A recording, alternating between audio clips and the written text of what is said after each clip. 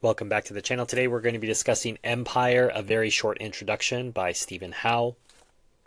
As you might know if you've followed my channel for any amount of time, I really enjoy reviewing books in the very short introduction series. And to his own credit, Howe does what the series intends, which is avoid giving sweeping generalizations and strong opinions, and instead gives you an introduction so that you can decide what you want to explore more deeply. And part of that introduction is giving you definitions. So let's start there. For all these categories and concepts, there will be borderline cases and contentious ones. For example, the indirect or informal political control exercised by the former Soviet Union over Poland, or by the United States over the Philippines, might, or might not, according to political preference, be described as imperialism. But it is not colonialism, since Poland and the Philippines retained formal political sovereignty. Nor is it colonization, since Russian or American migrants did not settle in Poland or the Philippines in significant numbers, or exercise domination there.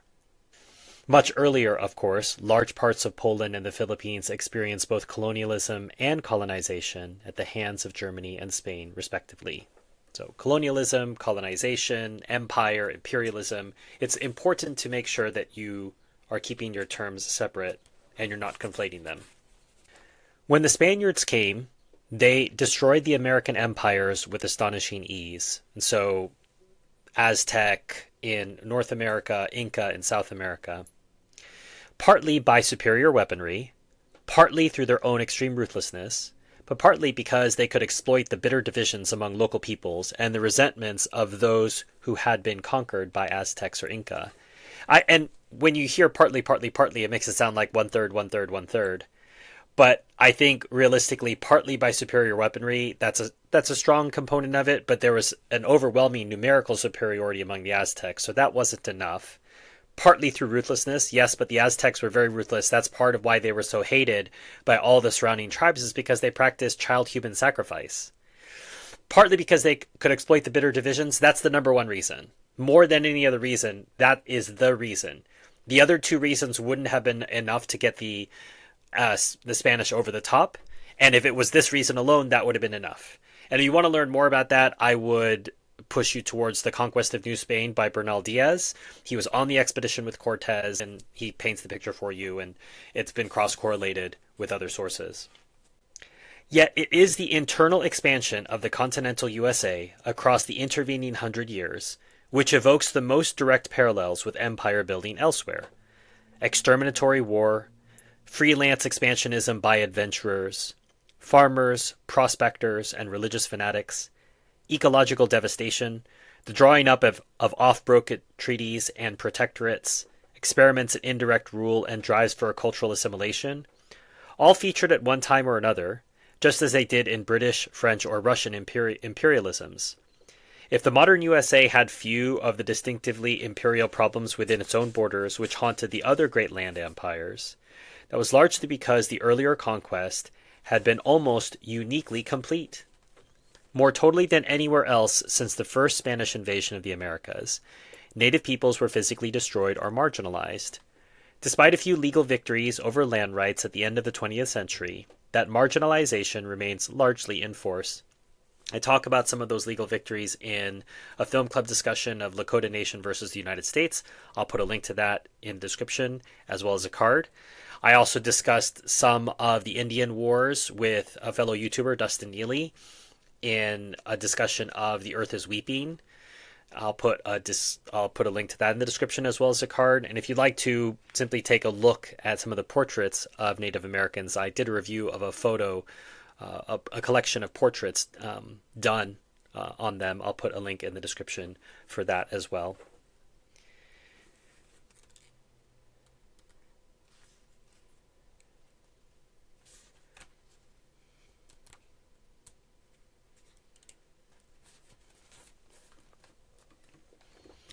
Thus, the initial demographic impact of European colonialism was devastatingly negative. Indigenous populations throughout the New World and on many Pacific islands were reduced to a fraction of their former numbers or entirely wiped out. In parts of Africa, too, the collision with Europe produced demographic catastrophe. It has been estimated, for instance, that the population of the Belgian Congo diminished by 9 or 10 million in the decades following conquest. Now, this requires some context. The Belgians did not go to Congo and murder 10 million people. That's not what happened.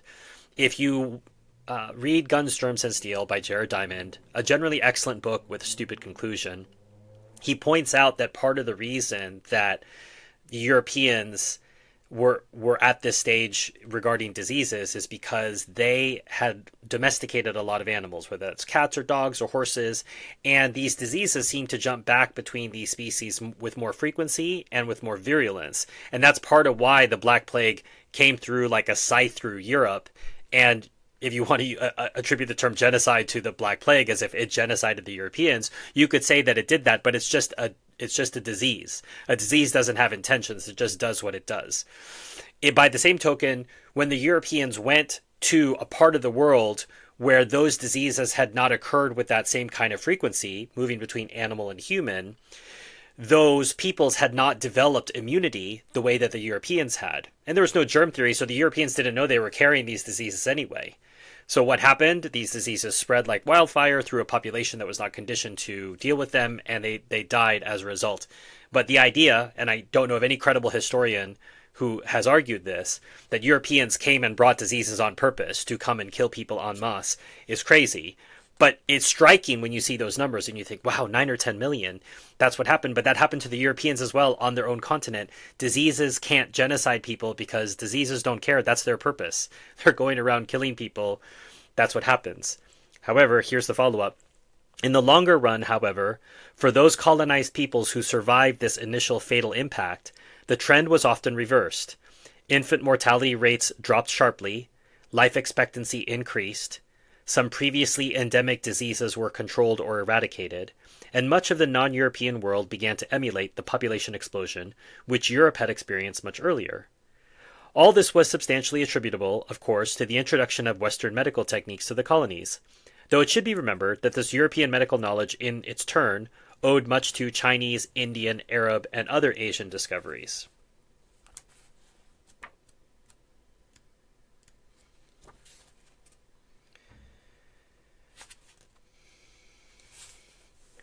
The religious case for empire building, however, could point in radically different directions in terms of colonial policy. On one side, it implied that the main purpose of colonial rule was to convert the natives, which of course implied educating them in Christian doctrine and behaving decently towards them. Even after conversion, treating them as equals, brothers and sisters in Christ. And I would argue this is the sort of position that we would see from Catholic colonizing countries, for example, Spain and Portugal. Particularly in South America, we would see the Reducciones in Paraguay, or the entire trail of missions in California, we can still see the mission trail today, the missions in Texas, San Antonio, and other places like that, that the Spanish priests would build a mission, and there you could learn how to read, you could learn how to farm, etc., but it was totally voluntary. There was no forced conversion. We weren't going out and forcing Indians to come move into the missions. You could move there if you wanted, and if you didn't want to move there, you didn't have to. And that is the entire position that makes sense. It's not a land grab. I want to educate you about Christ. This person I consider God. This person I consider the savior of the world. I want to tell you about him. But I can't force you because that flies in the face of the entire religion. The entire religion is based on free will. You have to choose Christ for yourself. You can't be forced to do it. So that's the entire spirit, and we saw that play out early on in the process. This was perverted by other nations who bore the name Christian but didn't act that way. So we'll see this in the second part here. On the other side lay the idea that infidels, especially if they had been offered the chance of conversion and had refused it, were naturally wicked and depraved, and might well have no rights that a Christian need respect. They could be subjugated, exploited, or even exterminated with a clear conscience. And this was the Christian colonization from the British or other nations like that, in which Christianity was born as this sort of sticker or identity, but it didn't really mean anything to your practical approach. And in fact, it could be used to support a sense of superiority over these people in direct contradiction to the gospel, which is we are brothers and sisters in Christ. So I cannot use my advanced status, my advanced culture to oppress you. that is entirely opposed to the spirit of Christianity. It cannot be shown in any way to be compatible with Christianity. But with the Protestant prosperity gospel tied together with racist tropes in which we're better and we're meant to rule over you and you're meant to serve us, yeah, it can be a dangerous cocktail. But it cannot be supported in the gospel that this is a natural way of doing things. I think much more compatible in the early colonization, as I say, where you create reserves where natives can come and learn, and if they don't want to, that's fine. That's life. But land grabs, forced conversions, these are crazy ideas. They were crazy ideas then, and they're crazy ideas today. If Africans or Indians had united against the colonialists, then colonization would have been impossible, except at staggering, unacceptable human and financial cost. But to do that, they would have had to think of themselves as Africans or Indians, a single people with shared interests in the first place. Before the 20th century, very few could even potentially do so. And I think this is something that Europeans even forget, that Italy and Germany are new as nations. For most of the existence of the Italic Peninsula, or the area that we now know as Germany, they were confederations of smaller principalities, palatinates, counties, etc. It was not Germany. They may have thought of themselves as German-speaking peoples, and that's fine. There are German-speaking people who live in Austria, who live in Switzerland, who live in northern Italy. You don't have to be German-speaking. You don't have to live in Germany if you're German-speaking. You can live outside of Germany. Same thing. You can speak Italian and live in other places. There's Italians who live in Switzerland.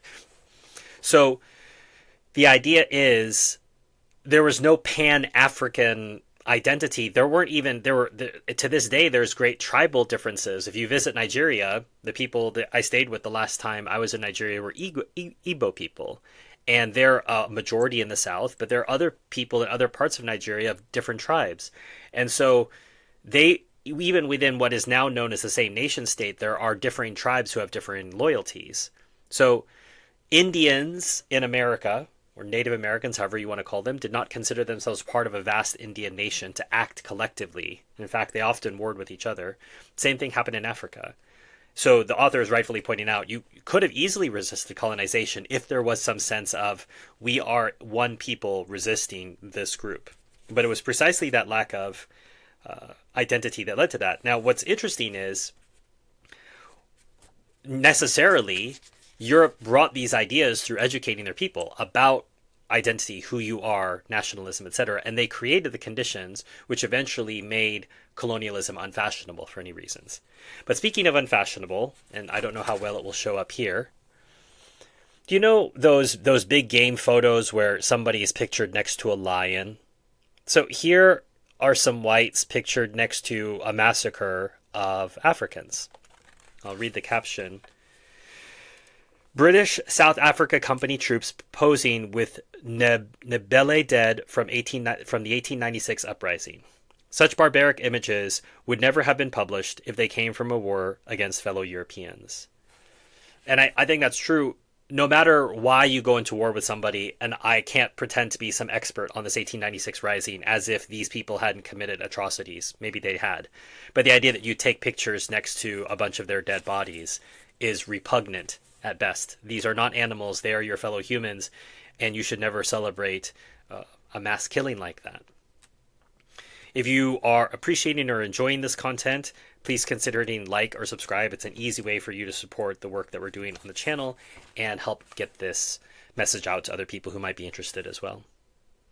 And as to what I was saying earlier, colonial subjects, it appeared, eventually always demanded the right to self-government. And that's almost a fundamental human desire, to take care of yourself rather than to want someone else to take care of you, especially if someone lives very far away. And that's the paradox of colonialism. It would go there, it would potentially uplift in some ways and push down in other ways the native peoples, but at some point those native peoples would push back against the narrative and say, we have to rule ourselves. Modern attempts to ascertain profit and loss from Britain's colonial empire have reached differing and often agnostic conclusions about empire's economic value to Britain itself. Where they have almost all agreed, however, is that British imperial settler communities were net beneficiaries, on a huge scale, not least because their defense costs were largely borne by Britain. This was in extreme contrast to non-settlement colonies where military expenditure swallowed up almost uniquely high proportions of local revenues. So if we think about how this plays out in our modern world, this happens in the European Union and with NATO. The United States covers the overwhelming majority of the defense costs for Europe. Europe is then able to treat their militaries like a joke and spend all their money on their people. And then they attribute this miracle to the European Union and say, look, the European Union is so awesome, it gave us all this peace. The number of times I've had my European friends tell me this, and they can't seem to get it out of their head, and they won't be convinced no matter how much I talk to them about it, that it's NATO giving them an umbrella, which the United States provides, so that they don't have to spend any money on military, because they can just look to the United States as the arbiter of solving their problems. And that's how they've had an economic miracle. And that's why they're at peace with each other, because there's a larger individual in the room. But if that were to be removed, Europe could very easily and very quickly be at each other's throats again. They don't want to believe it because they want to believe the European Union is some miracle. But just knowing European history, you know that this isn't possible.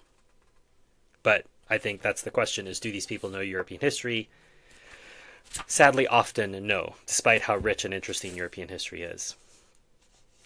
It would be impossible here to summarize the multiple lines of argument that have been advanced to explain the causes, timing, and character of decolonization. Some are complementary, others sharply conflicting. But David Abernethy is surely correct to say that the single most decisive factor was not a change in colonized people's capacity to challenge imperial rule, but an increased or more widespread will to do so. This was significantly prompted by developments within Europe. The spread of both democratic and nationalist ideas there encouraged colonial elites to believe that they could and should emulate those transformations, and that the continuation of colonial rule was increasingly incompatible with the Europeans' own proclaimed values. Colonialism was thus a self-defeating enterprise, in that it introduced, however slowly and grudgingly, into its possessions both the ideas and the social forces which were to bring it down. I think it's one of the interesting things I realized in reading the book is that colonialism defeated itself by its structure. What else I appreciate about the book is Howe leaves quotes with no comment, just to give you some differing perspectives on the colonial project. And I really appreciate that because it allows you to dig into that book, potentially dig into that author a bit more. Here's the first one. This is from someone named George de Herm. And this was written, he gave this quote in 1908, but it comes from a book called A Mission to Civilize, which was published in 1997. The most important result of colonization is to increase world productivity. It is at the same time a great social force for progress. The earth belongs to humanity. It belongs to those who know best how to develop it, increase its wealth, and in the process augment it, beautify it, and elevate humanity. Colonization is the propagation of the highest form of civilization yet conceived and realized, the perpetuation of the most talented race, the progressive organization of humanity. And that may sound good in some sectors, but it is an entirely naturalist way to look at the world. And one might say social Darwinistic, gospel of wealth. Your worthiness is determined by how smart you are, how developed you are. And if you're smart and developed, you deserve the land. This is the same argument that the Jews made in Palestine for taking over. We're going to develop it. We're really smart. Nobody's doubting that you're smart. Nobody's doubting that you're going to develop it. But that does not convey a right of property, a right of ownership with you. Oh, well, since you're the smart person here, we're just going to give up all our land and give up all our rights and hand it over to you because you're superior. It's a very weak argument, the idea that the earth belongs to humanity, so smart people should just own everything and everyone else should just back off. It's a weak argument at best. And we could probably go into different reasons for that, but maybe we'll leave that for the comment section. I'd love to hear from you.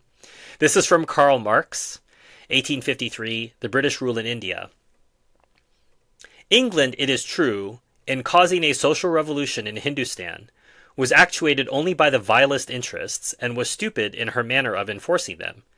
But that is not the question. The question is, can mankind fulfill its destiny without a fundamental revolution in the social state of Asia?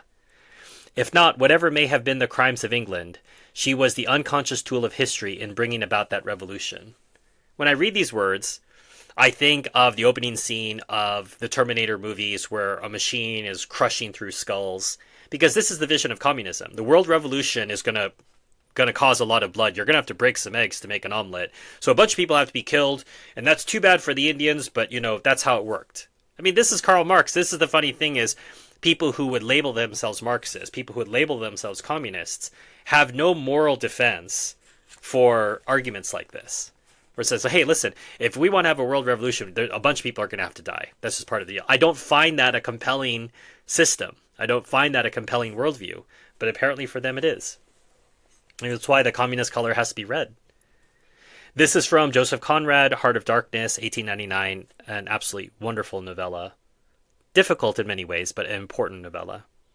The conquest of the earth, which mostly means the taking it away from those who have a different complexion, or slightly flatter noses than ourselves, is not a pretty thing when you look into it too much. What redeems it is the idea only.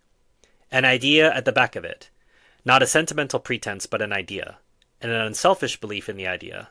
Something you can set up, and bow down before, and offer a sacrifice to. If you haven't read Heart of Darkness, you should. I'll put a link to that in the description. Now, what is the both sides? What you could say, what did I pay for when I bought this book, is, I think, a fairly balanced look at the positive and negative argument. Okay? The negative assessment says that African, Asian, and other pre-colonial economies were developing independently before the coming of European rule, and there is no reason to think they would not have continued to do so.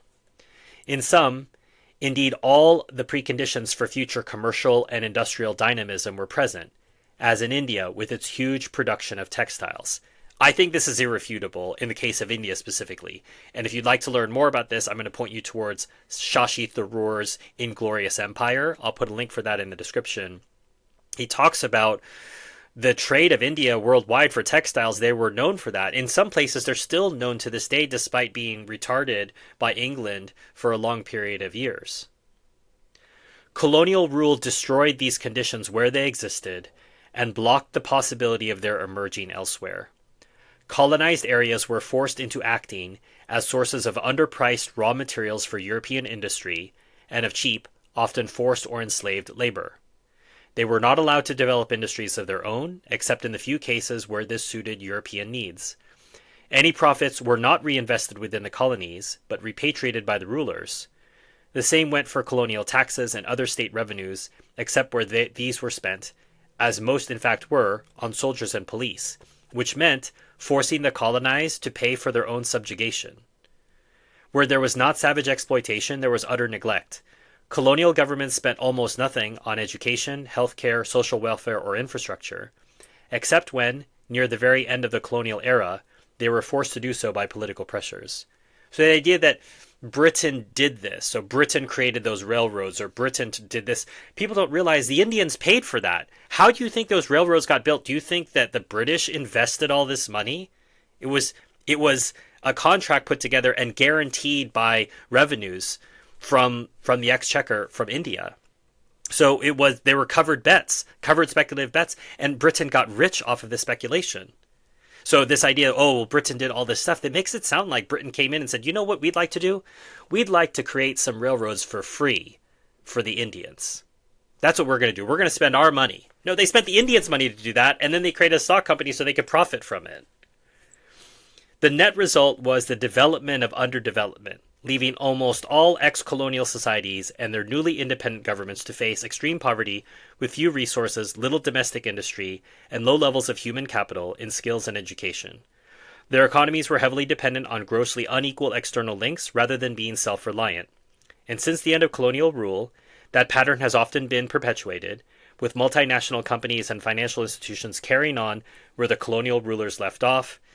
A book that gives you a good survey of this is The Racket by Matt Kennard. I'll put a link for that in the description, as well as a card. I did a review of that book. Now, here's the other side. Remember, this is a both sides argument, and I think Howe does a good job of giving us both sides. The positive case argues that, on the contrary, colonialism played an economically progressive role. Colonial rule was the means by which European technology, culture, and institutions, the things which had enabled Europe itself to develop and industrialize, were spread across the rest of the world. Under this influence, almost all colonized areas developed more rapidly than they would have done if they had remained independent. Now, it is undeniable that Europe brought things, whether it's paper money, trade, religion, better forms of technology and transportation. That's not refutable. But the question is, if it's developing more rapidly, that doesn't necessarily make it better. So let's say it would have taken 5 years on our own, but because you gave us the shortcut, it only took us 2 years. Would it have been better for us to take 3 years longer and do it ourselves and own all the means ourselves? Maybe. But that in itself is not an argument. Doing it faster is not enough to give up sovereignty, I think. But I think it could be argued, sure, yeah, it helped you do it faster, fine. Is that enough of a justification? Empire was mutually beneficial. At worst, it was the lesser of two evils facing non-European societies. The likely alternative to imperial rule was not independent development, but anarchy or stagnation. Once again, this is presented as if this is bad. It's neither good nor bad. If peoples want to stagnate, if peoples want to have anarchy, or if they want to have something else, that's up to them. But it's their life, it's their land. The idea that because they're not efficient, because they're not developing, that you have a right to come and take it, or be in an unequal relationship with them, once again, I find not just logically weak, but morally weak. Colonial overlords generally provided more efficient and honest government than the pre-colonial states had done. Maybe. Empires were not engines of exploitation, but of modernization. Imperial metropoles, especially Britain, provided bigger and better markets for colonial products than they could otherwise have found. Yes, but they also created a closed system where they had to buy things from the mother country and destroy their own local markets. Again, when I read this, I can't help but think about how India was exploited. They were self-sufficient, not only in farming, but in trade. And then they were forced to send their raw goods, instead of doing it in India, what they would normally do, they would take their own cotton and make their own shirts. They had to send that to Birmingham in England, have them make these cheap shirts, and then buy them from Birmingham. So they had to provide the low-cost raw materials and then buy it from other people when they know how to make shirts. You know, to this day, if you go and find Indian clothing, it's very fine, because they've been making it for thousands of years. But no, now we have to get machine-made, lower-quality shirts from England, from the Midlands. That makes no sense. To say that this was mutually beneficial, it's clearly one way more beneficial than to the other people. As to post-colonial economic failures, these do not result mainly from the colonial legacy or the malevolence of international capitalism. They are first and foremost the responsibility of indigenous post-colonial governments and elites, their incompetence, greed, brutality, or captivation by economically disastrous ideologies like Marxism. That's not refutable either. There are clearly post-colonial governments who are deeply corrupt and incompetent. However, to say that there is no colonial legacy or there is no malevolent international capitalism is dishonest. Anybody who has taken the time to study this knows legacy takes a long time. If we're 300 or 400 years from now, it's harder to argue that we're still talking about colonial legacy. But only 50, 60, 70 years coming out of the colonial era, we're still in a period of colonial legacy, and we are still right now at this very day and moment in the grips of international capitalism. We are at the mercy of BlackRock, Goldman Sachs, all these horrible companies that are here to suck all of our productive labor out so that they can just live in the world of finance, a world of theft. So, yes, there are corrupt governments in some of these post-colonial entities. That does not mean that that is the only reason. It goes back to that phrasing we saw earlier in the review, partly, partly, partly. Partly, partly, partly here too. But to say that it's mostly incompetence and greed, when there's so many other things at play that are out of the control of those countries, is dishonest. And here they give two counterexamples. The rapid growth of Singapore's as a Singapore native, someone who spent the first 9 years of my life there, who goes back there frequently, using Singapore as an example is unfair for a number of reasons. Singapore is a unique case. India's economy, and it says Singapore or India's economies, show that the colonial legacy need be no barrier to prosperity. The extreme poverty of Ethiopia indicates that largely escaping colonial rule is no guarantee of success. I think these three examples are weak, but I have to give credit to the author. I think he does a very good job of proposing, here's, some people would say it's negative, here's why, here's what some people would say positive, here's why, and then he gives a good reading list in the back for you to go in, and that's what I love about the series. Here's an introduction, take a look at it for yourself, and learn more. So if you'd like to do that, if you'd like to get a copy of this book, it's one way that you can support this channel. There's a link to it in the description. If you buy it, you'll support the channel in a small way. A free way to support the channel is by hitting like or subscribe, sharing this with someone who might be interested in talking about these issues of colonialism, empire, etc., and to do so in an honest and straightforward way.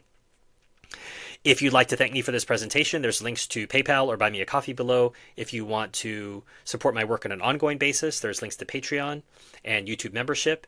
You'll get early access to videos like this one, chance to talk to me behind the scenes, as well as get early access to videos like this one, and videos that I don't release to the general public.